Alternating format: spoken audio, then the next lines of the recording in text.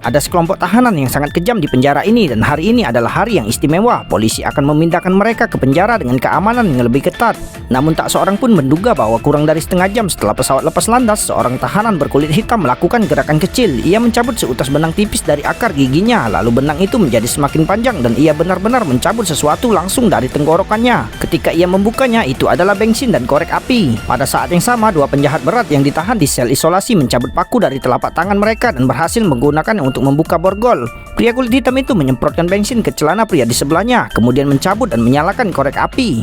Hanya butuh beberapa saat bagi pria tua itu untuk mulai menjerit kesakitan akibat sensasi terbakar. Untuk mencegah api menyebar, para penjaga penjara melepaskan ikatan pria itu. Di tengah kekacauan itu, ia mengambil kunci dan mendobrak gerbang dan binatang buas pun dilepaskan. Melihat hal ini, pria besar langsung menuju kokpit dan mengendalikan kopilot yang bergegas keluar sambil membawa pistol. Selama penerbangan, ia melepaskan tembakan dan kopilot itu pun tewas. Kemudian ia masuk dan mengancam kapten untuk mengirim informasi ke menara darat dengan mengatakan bahwa tidak ada yang terjadi di pesawat.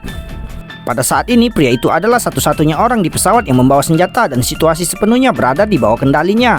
Namun di antara kelompok tahanan brutal ini ada seorang pria berambut panjang yang sangat malang. Hari ini seharusnya menjadi hari dibebaskannya dari penjara, tapi ia tak menyangka akan menemui hal seperti ini dalam perjalanan.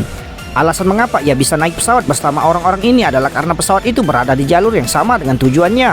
8 tahun yang lalu, pria berambut panjang yang bersemangat pensiun dari ketentaraan dan kembali ke rumah untuk bertemu kembali dengan istrinya yang sedang hamil. Namun saat bertemu 3 gangster di jalan, ia tidak mau terlibat masalah, tapi mereka malah menyentuh istrinya. Bagaimana mungkin ia masih bisa disebut pria jika ia bahkan tidak bisa melindungi wanitanya sendiri? Ia pun membunuh beberapa gangster itu. Pria itu dijatuhi hukuman 7 hingga 8 tahun penjara atas tuduhan pembunuhan.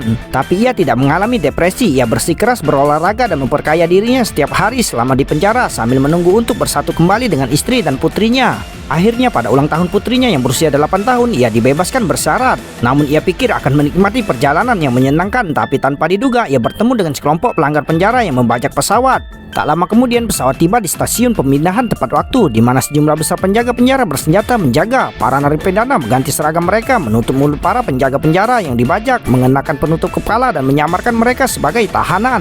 Di bawah pengawasan para sipir penjara, para tahanan yang akan ditukar dibawa ke pesawat tanpa seorang pun yang menyadarinya. Bahkan ada juga monster di antara kelompok tahanan yang dipertukarkan ini. Mendengar namanya saja cukup membuat orang takut.